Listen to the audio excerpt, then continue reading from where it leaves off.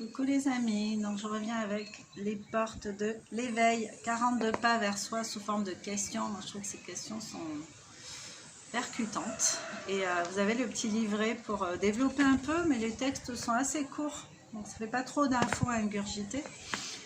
Donc voilà, donc je vous propose de tirer une carte au pif, on l'étudie ensemble. Allez, une carte. Pour la personne qui regarde. Il y en a une qui a sauté.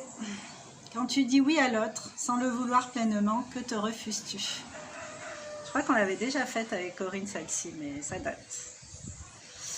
Alors,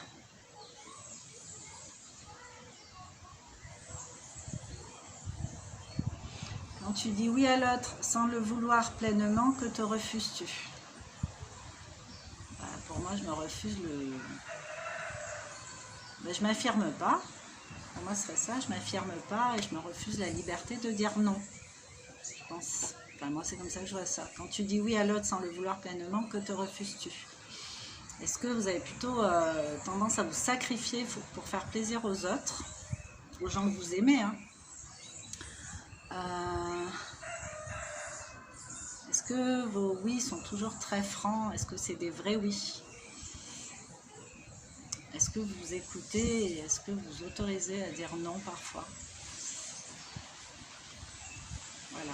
Et quand vous dites oui sans le vouloir vraiment, si ça vous fait plaisir ou si vous n'avez pas envie de le faire mais que vous le faites quand même pour rendre service ou pour faire plaisir à quelqu'un, qu'est-ce que ça vous coûte?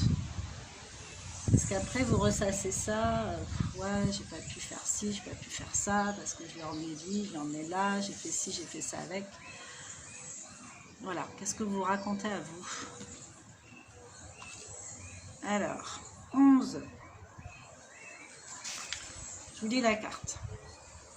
Il est important de conscientiser lorsque tu ne sais pas dire non à l'autre, tu te dis non à toi-même. L'idée ici est de prendre du temps avant de répondre à votre demande, à une demande. Mets ce temps à profit pour évaluer les conséquences de ton oui en termes de ce que tu acceptes ou refuses pour toi ou pour l'autre. Une piste de réflexion, c'est à la demande que tu dis non, pas à la personne. Le respect de l'autre passe par le respect de soi. Tourner à soi, se mettre à l'aise soi aussi. C'est à la demande de la personne qu'on dit non, c'est pas à la personne en elle-même. Elle peut le prendre pour elle, mais après ça la regarde. Prendre du temps avant de répondre à une demande, c'est un très bon conseil. Parce que des fois on peut subir de la manipulation dans le sens où on nous présente un truc, ouais, il faut y aller tout de suite, voilà. Puis du coup, on ne se sent pas autorisé à dire non, on se sent un peu pris en otage, mais là, on se sent mal en fait. Donc, l'idée, c'est de dire, bon, moi, j'avais pas prévu ça, je vais voir, on en reparle, voilà. C'est de prendre du temps avant de répondre à une demande. Le respect de l'autre passe par le respect de soi, c'est sûr. Éviter le sacrifice. Voilà. Après savoir, parce que vous dites oui à l'autre, vous n'avez pas envie. Demain,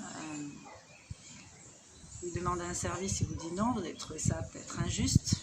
Parce qu'en fait, il y a des émotions, des travers, des croyances qui vont faire que vous ne respectez pas ça en fait. Donc l'idée c'est de se respecter. On peut très bien dire non avec amour. Non, je ne vais pas faire ça. Je ne vais pas faire ça. Apprenez à dire non. Voilà. Bon, j'espère que cette petite carte vous aura permis de réfléchir aussi à votre comportement. Peut-être c'est pas avec tout le monde, peut-être c'est avec certaines personnes qui ont une influence sur vous, ce genre de choses.